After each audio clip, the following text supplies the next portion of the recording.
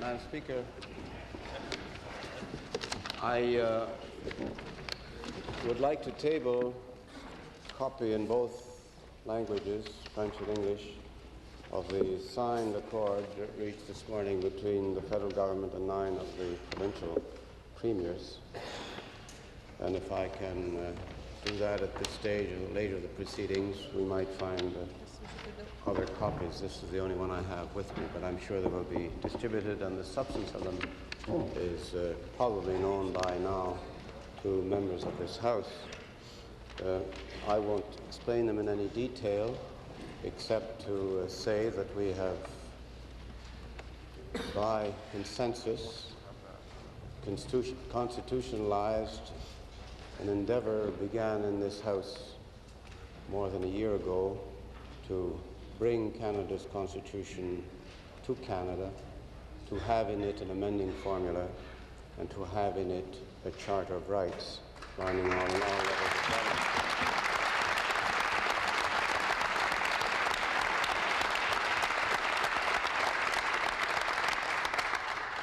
I would first like to thank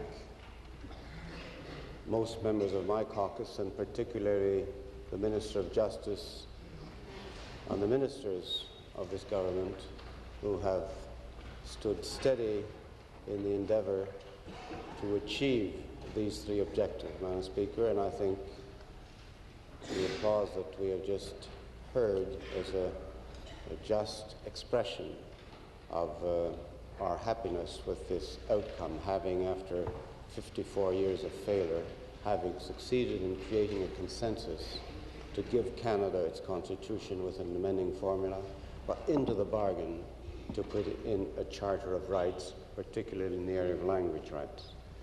So I want to thank members of my caucus. I want to thank the leader of the New Democratic Party and the members of his caucus who have supported this effort. It was, to that degree, a joint effort, and there were a great deal of discussions engaged between members of my caucus and his.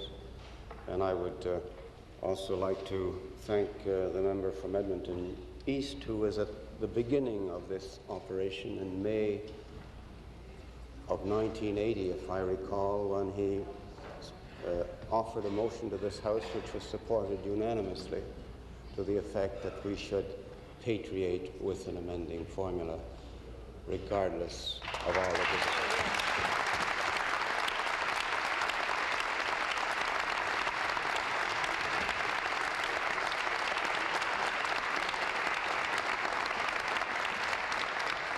The task is not yet done.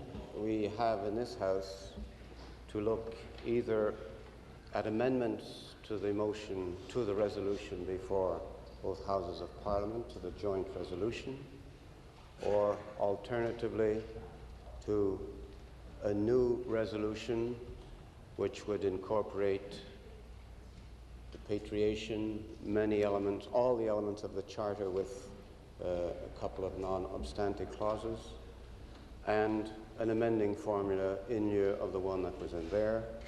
I hope that the leader of the opposition and the leader of the New Democratic Party will agree to consult with me in the course of tomorrow to see in what ways this resolution, this joint resolution, could be presented in a fashion and in a form which hopefully would permit the speedy passage through this House in a spirit of harmony of the result of these strivings, incorporating, as I say, these three objectives, and hopefully in a form too which will facilitate its passage in the United Kingdom Parliament. One last time our Constitution would be amended there, and that would be the last time.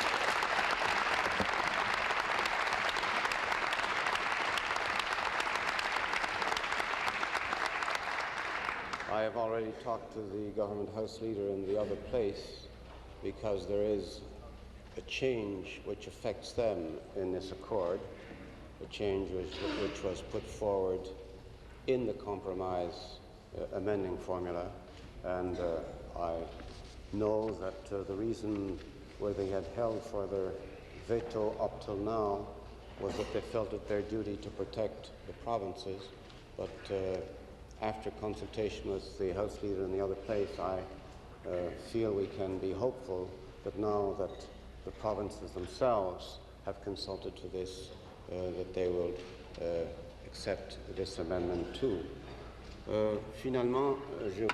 Finally, I should like to express, as I did this morning at the end of this morning's session, my regret that the only signature missing in this harmony is the signature of the Premier from the province of Quebec.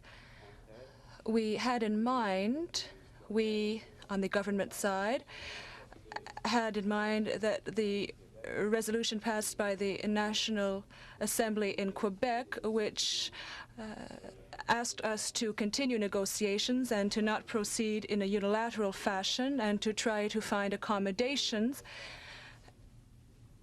especially that would not remove from Quebec jurisdiction, wouldn't remove jurisdictions that the Quebec government has under the Constitution. And we had this resolution in mind. We worked in the spirit of this wish by the National Assembly in Quebec when we began our negotiations, when we continued our consultations, and we are no longer acting unilaterally since we have 9 provinces in agreement with the procedure that we have adopted. I think it is essential at this point, Madam Speaker, to clarify 2 or 3 points. With respect to the patriation, of course, there is no disagreement. It is important to state also that the amending formula is almost to the letter the same one that was negotiated and accepted by the province of Quebec in the group of 8, which was made public last April 16th. In other words, it is important that my fellow citizens in Quebec understand that Quebec preserves exactly the same right to veto and exactly the same opting out provision that had been offered to them through the agreement on April 16th, an agreement that had the consent of Premier Lévesque. Therefore, there's no question of saying that we are removing from Quebec its historic right of veto. It has the same veto right that it had asked for and had in the Group of 8 agreement. It is they also have the same opting out provision, but what is removed is a constitutional provision which would have forced the national government to compensate a province which exercises this opting out provision, that is to compensate them fiscally or financially. And inversely, it would have forced the provinces to compensate the federal government in the case where it might divest itself of some of these jurisdictions. Therefore, we had the agreement of the 9 provinces for this, and the reason was very simple. We didn't want in the future for the national government to be precluded from using the constitutional amendment by a province that might say, well, I don't agree, I don't want to go along, therefore you have to give me money to opt out. And this does not address particularly to Quebec. For example, there might be a constitutional amendment under which the Canadian governments might wish to amend the Constitution to allow the national government to legislate in areas of pensions, that is to make them portable, that is transferable from one province to another.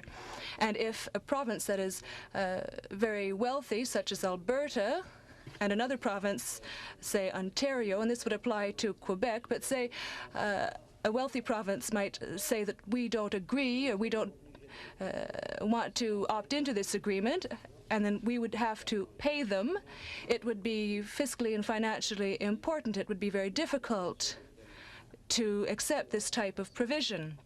And that's the very simple reason why this detail was removed. And I agree it is an important detail from the April agreement. This was done with the assent of the 9 provinces and in the spirit that I explained at great length this morning to the Premier of Quebec. Of course, the political right, the constitutional right to negotiate compensations remains, but it is a right to negotiate and not an obligation that is established beforehand. So that, with respect to the amending formula, Madam Speaker, I think we followed in all ways the wish of the Quebec people, including that of the Quebec government, except for this aspect. Now, with respect to the Charter, the Quebec Premier told us this morning that he agreed with the Charter, that he would sign it except for 2 points. But it is important to understand that with respect to the Charter as a whole, it did have the agreement of the Quebec government, and therefore nothing has been removed. The 2 exceptions are the mobility rights, that is, the right for a Canadian from anywhere in the country to find a job and to settle in any province. We had to make changes to this expression, mobility rights, in order to meet the legitimate concerns of Newfoundland, and we did the same thing for Quebec. If, before this resolution is passed, if we can learn from Quebec how an amendment acceptable to the others and to ourselves might be presented, then I'm sure we can find accommodations just as we have done for Newfoundland. And finally, the other only point on which there was disagreement is the obligation that each province has freely assumed to protect its minorities, its linguistic minorities, official linguistic minorities.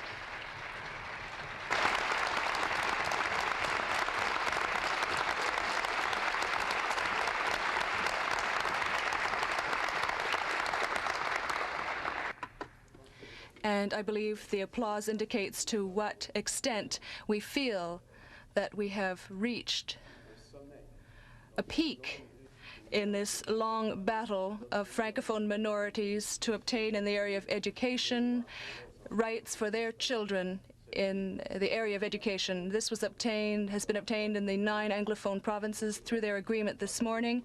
Quebec did not give its agreement, or I should say has not yet given its agreement. I explained that if it was a question of changing the language in one way or another, we could do that as long as the intention, that is certainly the intention of all Canadians who believe in justice, to ensure that Francophone minorities and Anglophone minorities will be treated fairly.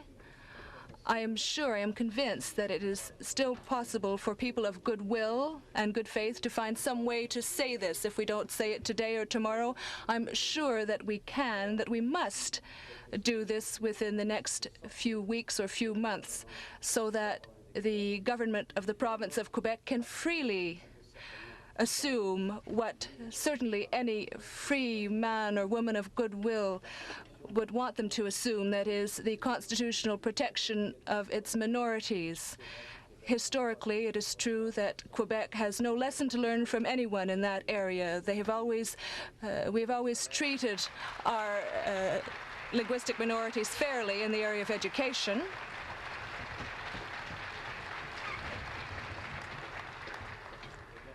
And as Mr. Lévesque did this morning, I address myself to the legislators of the province of Quebec, to the members who sit at the National Assembly, to consider the importance of the accord that was signed this morning.